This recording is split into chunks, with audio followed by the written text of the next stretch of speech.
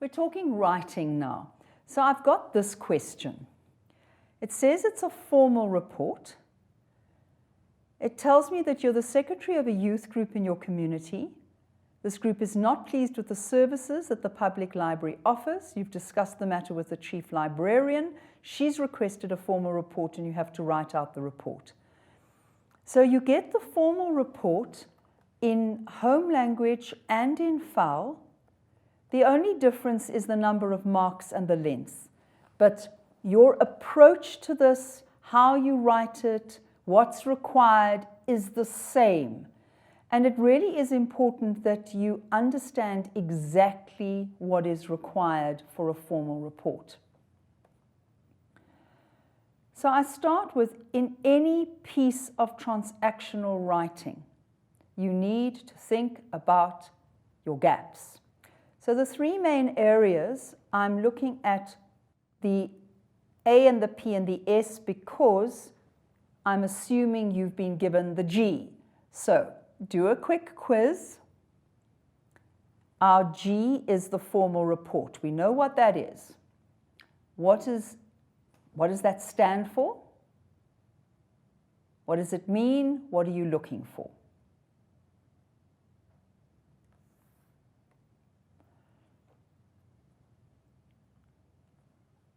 The A is your audience. Your P is your purpose. Your S is your style. And the G is your genre. So the genre is the formal report. And there really is only one formal report. The CAPS document talks about an informal report. So let's just deal with that quickly. The informal report does not mean that you can use colloquialisms and slang. It simply means that you can choose your own format. But please remember, the minute you're dealing with a report, this is a formal piece of writing. So we're talking the formal report. So you always look at the audience. Who asked you? I don't want that. I wanted a nice blue. Right, yes. Who asked you for this report? Who's it being written for? Why? What does the audience want out of you? And then what is the appropriate language and style? Okay?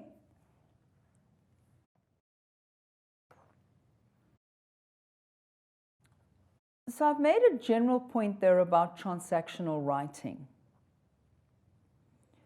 The whole point about a report is to record it accurately, logically, so that you communicate quickly and easily.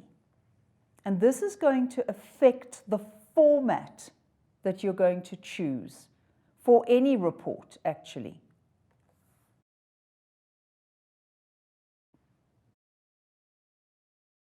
So this is both the formal and the informal report.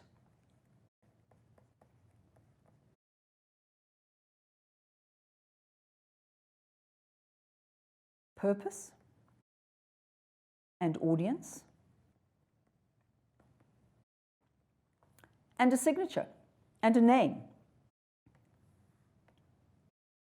Right, now, for a formal report, you have to learn those headings. There just isn't any way around it.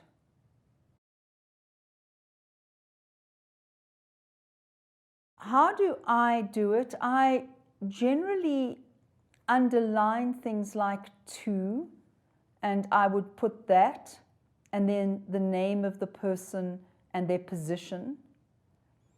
The title of the report, this is basically very short. So if we've been asked to write about the library, it's going to focus on the library. This means that you basically look at the topic, the question that you are given in the exam. So this develops the title. And you can use quite a bit of the topic in that terms of reference. So if we just go back to our topic, what do you think would be the title? What's the short focus of that topic?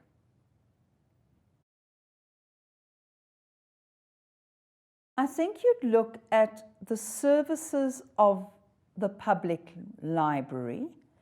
If you're not pleased, do you want improvement of the services? Do you want to say problems with the services? That would be your title.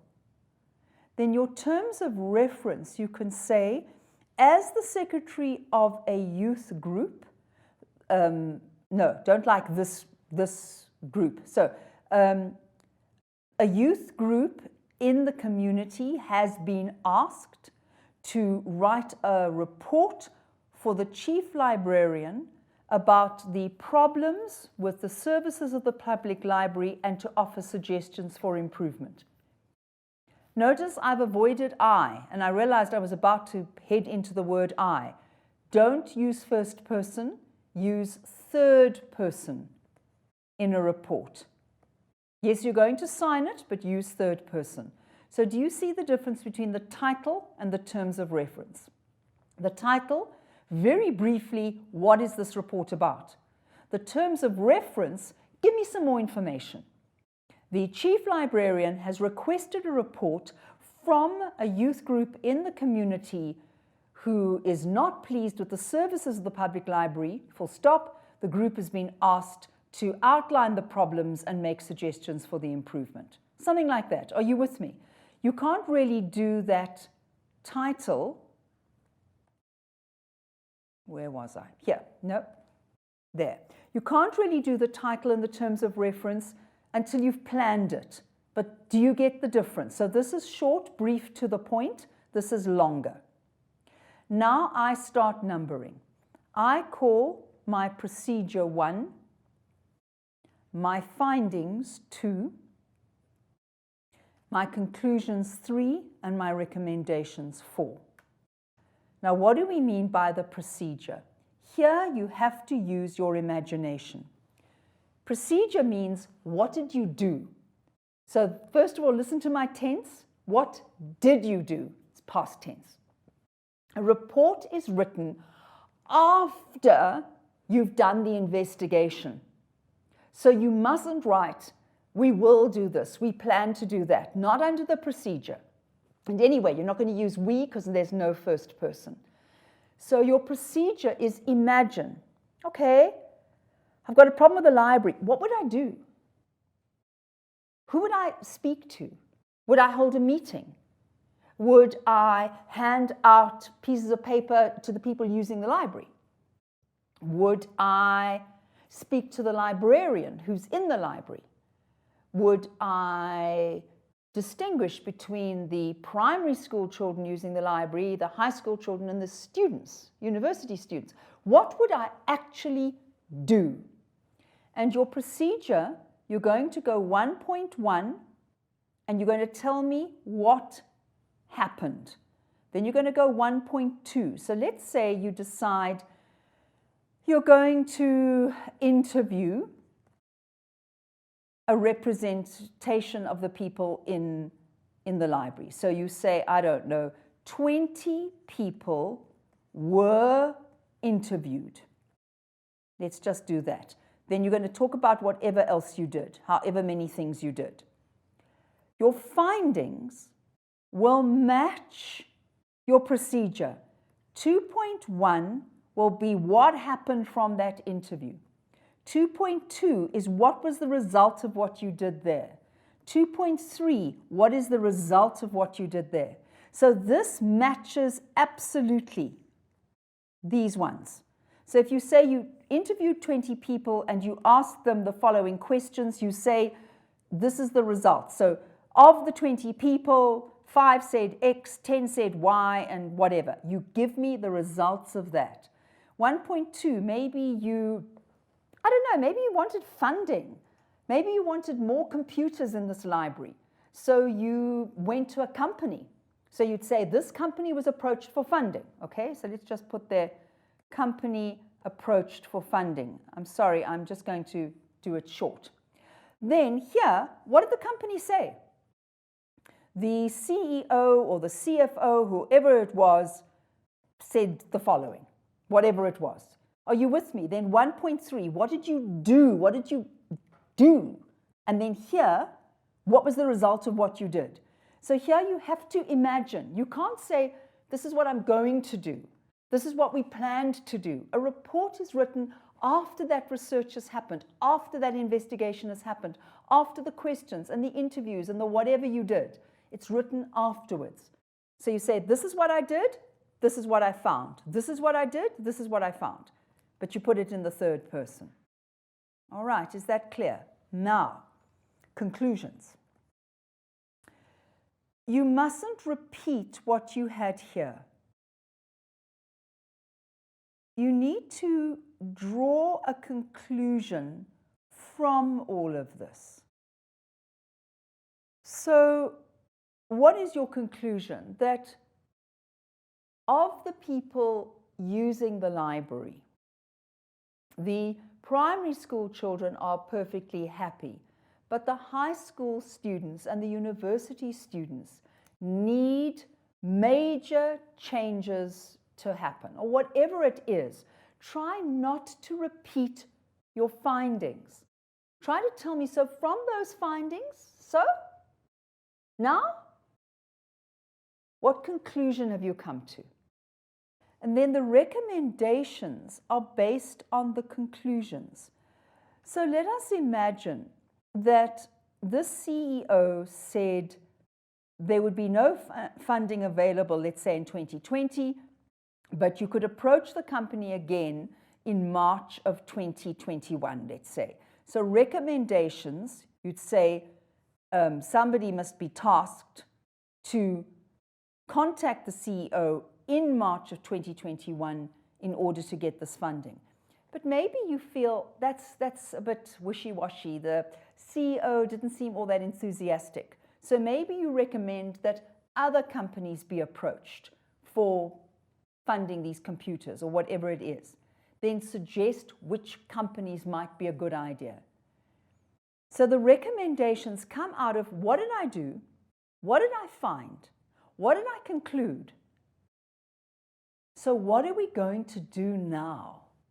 Are we just going to go, well, there's the report. Nothing, no action going to be taken. I've done the report. What are you recommending the group does now from what you found? And maybe you found stuff you didn't know you were going to find. So recommendations maybe would be, you discovered, let's say, that the adults using the library come in and make a lot of noise. I don't know, let's say they have meetings. They have, I don't know, the men are having knitting meetings or something. So maybe your recommendation is that you weren't aware that these men were sitting chatting and laughing, and so your recommendation is, we need to find a place for those men. We need to move them out of the library. Library must be a more quiet place, but they don't have anywhere else to go. So we need to find whatever. You know, those are your recommendations. It's where to from here. And then you date it, you sign it, and you give your position. So who are you that you were asked? You're the secretary or whoever you are. Right, let's talk style. I think the key thing here is plain. Correct grammar, please, people. I was looking at stuff on Saturday and people were writing a whole sentence in the middle. Somebody had he with a capital letter in the middle of a sentence. We've got to get the grammar right. Really, pay attention. A sentence begins with a capital letter. It ends with a full stop, not a comma. You know, all of those things. Plain, clear, to the point. Objective means no emotions. What are emotions? They are feelings. So we don't want this terrible library run by this useless librarian. No, it's got to be very professional. So the language, remember we've talked about this before. It's not good or bad language, it is appropriate for circumstances, purpose, and audience.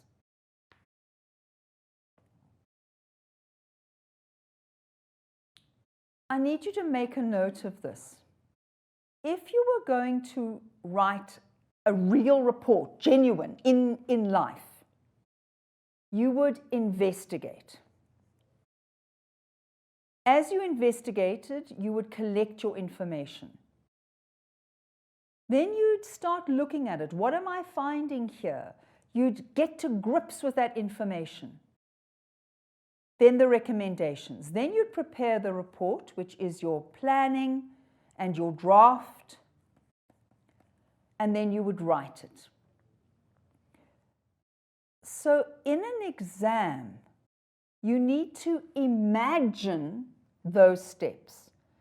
And I think that is where this particular kind of transactional writing becomes difficult.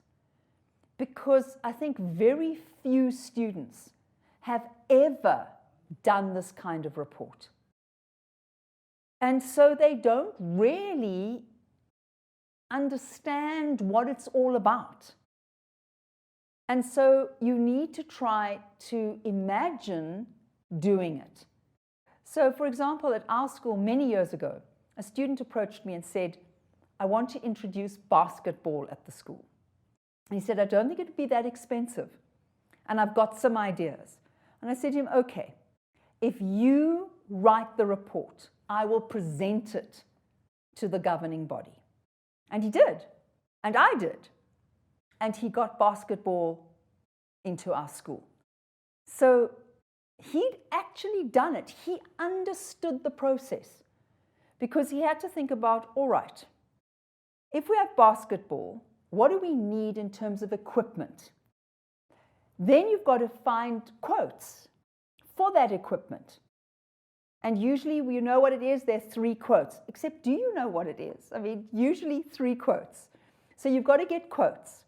Then he had to suggest where you're going to put up these things. Are we going to have a proper basketball court? And initially he said, no, we can actually put up the hoops at the end of the gym, because we had a gym. Now there is a basketball court. So he started with, I don't want to say to them, create a basketball court because they're going to go, too expensive. So he was trying to find a way around this. How many balls are we going to need? Are we going to need painted things? You know, what are we going to need? What about a coach? Do we need a coach? How are we going to get a coach? Always you need a member of staff in charge. He had to find somebody who would say, I'll be the first member of staff in charge and I'll be part of this. What else did he actually went through it all. And because he really was passionate about getting basketball going and felt that this would be such a good thing for him and his friends in the school, he did it really well. But my problem is I don't think that many of you have been in that situation. However, if you can practice this, and if you can start imagining how you would write this report, you can get a very good mark in the exam. That's my point, and that's why I'm spending time on this. Is once you've understood it, it's like minutes. Once you know what you're doing, you can do it so competently. And it doesn't require a massive flair, and it just requires intelligence, organization, correct grammar. Put it down, learn those headings, and you can get full marks. It's as simple as that. Okay, so coming back to this slide, this is what you would do in real life. Now I need you to imagine this and to remember how it's done and make sure that you can do it. Now, what about planning and drafting? Everybody has to plan. FAL students, you usually have time to draft. But remember, a draft means that you have to work on it. You edit a draft, and editing doesn't mean you proofread for a couple of errors. It means you actually work on it. Home language, spend your time planning and then write your final version. You generally do not have time to draft. You just don't have the time. Right, so let's look at this. You are the secretary, so now you know how you're going to sign it. You're going to put your signature, your name, and secretary. Now, a youth group, I would actually decide on the youth group. I'd give them a name. In your community, decide on your community. Where are you? And try to locate it in a community you know. Now, the services of the public library. Have you ever been into a public library? All right. So what would you want in a public library? Now, notice I said computers. I didn't talk immediately about books. What else would you need in a public library that you could say you didn't have? At this point, you would look at home language and at FAL, and you look for the number of words. Now, I don't want you to count the number of words, but you need to plan the number of words. FAL students, yours is going to be shorter. So you might be able to get away with just saying, we need adequate computers. But maybe there's something else that you want in that public library. I've suggested a quiet place. Maybe it's too noisy. Maybe it's just a problem with not enough desks or chairs. Or maybe it's the hours when the public library is open. It's open from 10 in the morning till 3 in the afternoon. Guess what? I'm not home from school. You need to think about it. So your length is important because you're going to do your procedure. 1.1, what did you do? You gave a questionnaire to the people using the library and they said they needed X. Your findings. 2.1. That's what you're going to say. You ask them, this is what they wanted. Then you're going to give your conclusions and your recommendations. Okay, so please think about the report. Will you definitely get one in the matric exam or your grade 11 or grade 10 exam? Don't know. But it's well worth working on so that you can know what you're doing. You need to practice. You need to practice now. Know what it's about, know how to tackle it, get some feedback, and it's a good thing to choose in the exam. Once again, I want to thank Liberty for a chance to try to give you some advice and help and guidance towards those exams. Remember your reading skills, and please join me again next week when we will continue to look at English. Remember to send in your questions so that I know what it is specifically that you would like me to be dealing with. I wish you a very, very pleasant week. And from me for now, bye-bye.